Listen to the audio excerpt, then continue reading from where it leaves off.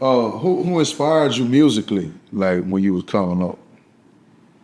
I mean, it might be hard to understand, but my pops inspired me, but Oh, your pops did music? no. Oh, you saying just him, just in general, inspired you to do this? I don't look up to no rap nigga, man. Like, I ain't saying just like. I know what you saying. Like, I know what you like, saying. damn, But you gotta understand, like, to me, my pops the biggest. Like, Yeah, that's the yeah, biggest. Nah, for sure. That's the biggest. So Yeah. these niggas trying to get where he at. Yeah. You feel me? Yeah, definitely. Yeah. That's how I see it. So I get my motivation for that. Like, I'm trying to get where he at too. Like, Yeah. you know? Yeah. We all waiting. Yeah. Yeah, makes sense. What happens when your father's star shines so bright, it overshadows your entire life? In this case, quite literally. When some kids of superstars try following their father's footsteps, when those are the steps of a legend who hasn't only just been great at his sport, but he's still a vocal figure in sports talk, only a few people live up to it. But what if you don't want to play sports? Just because you grew up rich and lived in a nice house and a happy home, who even knows how many thousands of square feet their house is? Everyone knows that anything under 20,000 square feet, you're pretty much living in a hut. Like, Right. you know what I'm saying? Right. The blog said that he said that I didn't grow up. Like, he said I grew up in a 20,000 square foot, and it's not that big. I ain't gonna lie to you. It ain't 20,000. Yeah.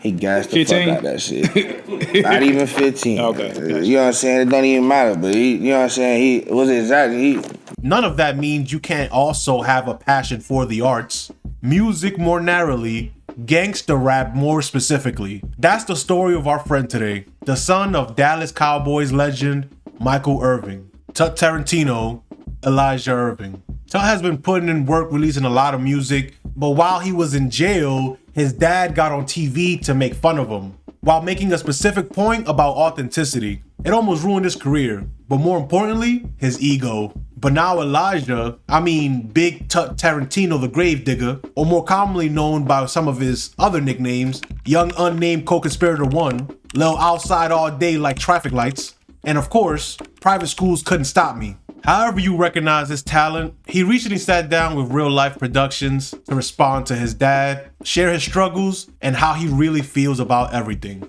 And they're Dallas based, so you could feel the excitement in the room. Tut didn't waste any time when asked how he grew up, rapping, but obviously sports was a big part of his upbringing. He knew they had what he called status, but his dad is just his dad, saying, I was born in 98, after the Super Bowls. I never even seen him play. Man, talk to us about growing up with like that status coming from a powerful, like family dad, growing up with just that status come like that. man, look at it. Like, look, it's always been somebody around you growing up that had a status, right? Like, they had some type of status, and you know them for having that status. Like, it's been this since I could remember. It wasn't a point in time where it was different than this. So it's like, it's just what it is. It's damn near kind of hard to fathom because, like, we looking at it like, nigga, your daddy won Super Bowls. You know what I'm saying? Oh boy, in 98, man. Yeah. Y'all know when those Super Bowls was won? Yeah.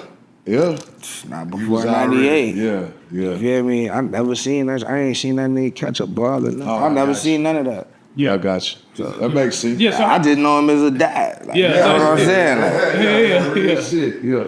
Yeah, that's live.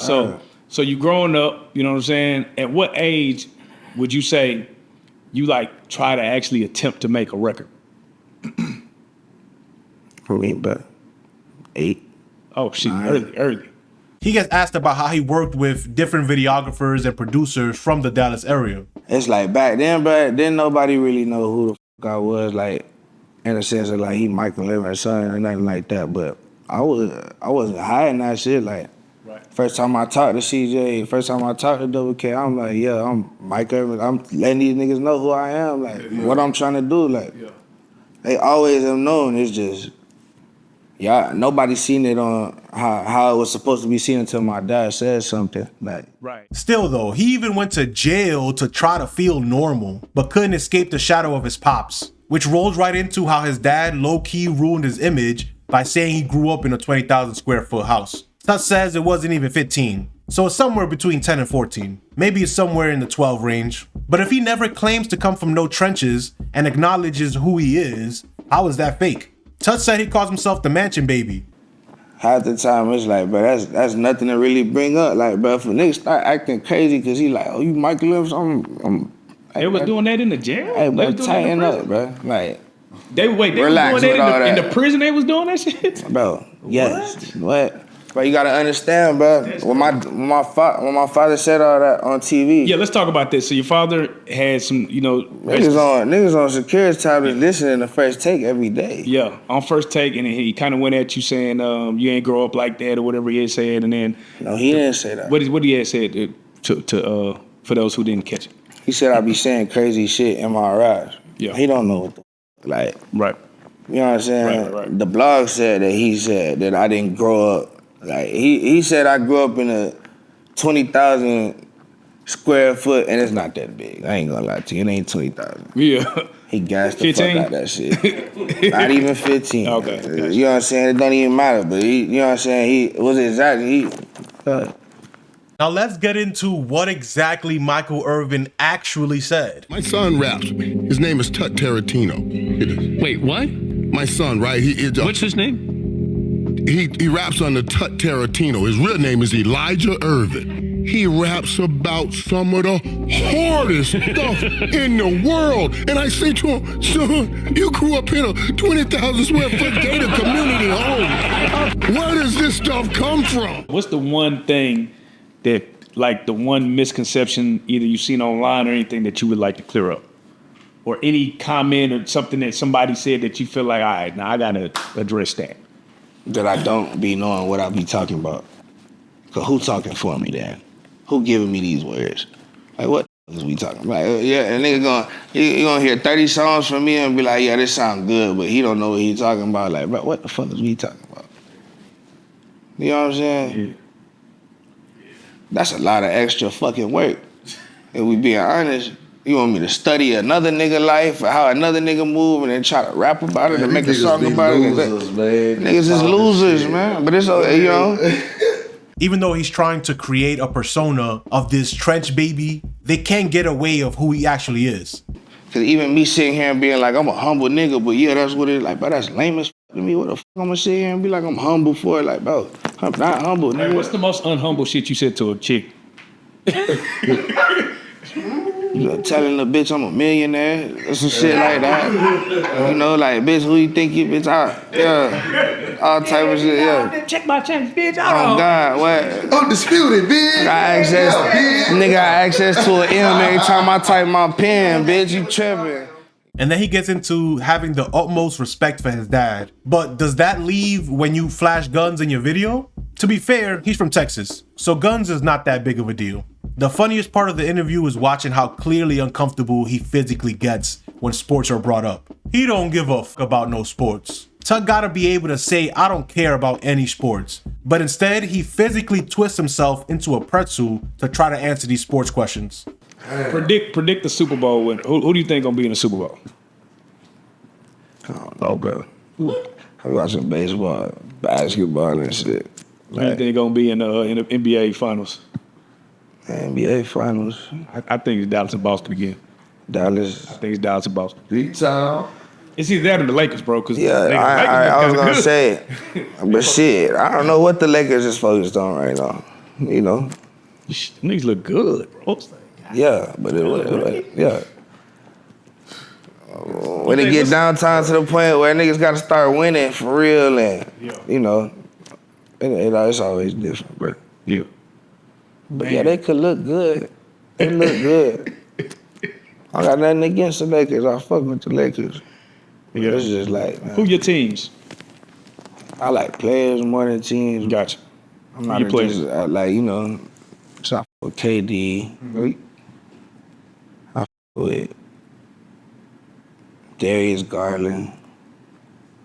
Name all the people on my I fuck prospects. with Niggas be hitting on them. Tyrese Maxey. I done played him before. Straight out of Garland. You feel me?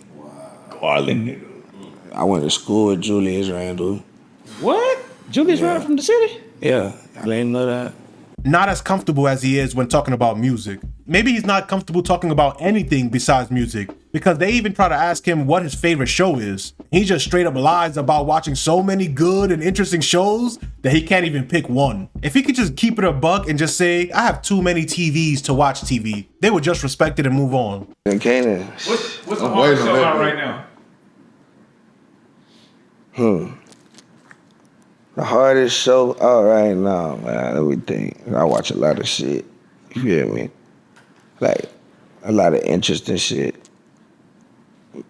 They just gotta do it like different perspectives of the world, bro. I don't even know. Like I watch a lot of shit, bro. I'm a smart person, but like not to toot my own horn, but I understand a lot more shit than like regular niggas understand. You know what I'm saying? So I'm watching like the crazy shit, bro. Hold on, nah, we ain't gonna let you get out. Like- Name one. I'm trying to get put on game. I'm trying to think like. On the Menendez. Oh yeah, no, said, I just "God started damn, watching that shit. That shit on Hulu. I Do you just feel started like watching that shit. Now, I'm not claiming to be a body language expert, but he's completely lying right here. You could just say I don't care about TV shows. What's so difficult about that? What's so wrong with that? Why choose to go this route? Even if he has guns in his video, he doesn't really claim to be a gang member coming from the streets trying to make it. He's just a rich kid who has a lot of time on his hands and takes his art seriously. I really wanted to make fun of a Nepo baby, but he just seems like a genuine guy who's just trying to chase his own dreams separate from his dad. I'm happy. Y'all got me fucked up. Yeah. There's a lot of niggas doing whatever the fuck they daddy wanted them to do, and they thinking about how the fuck they gonna get through it. Right. You feel me? Right. I'm happy. Y'all tripping. Straight. I know exactly what I want to do, and I've been knowing exactly what I wanted to do since I was this big. So yeah. And I'm sure he's not the worst artist you'll hear all year. There's some talent there, and it's clearly rap. If he submitted one of his songs for a Grammy, he wouldn't be confused about the category, unlike this Tommy Richmond video.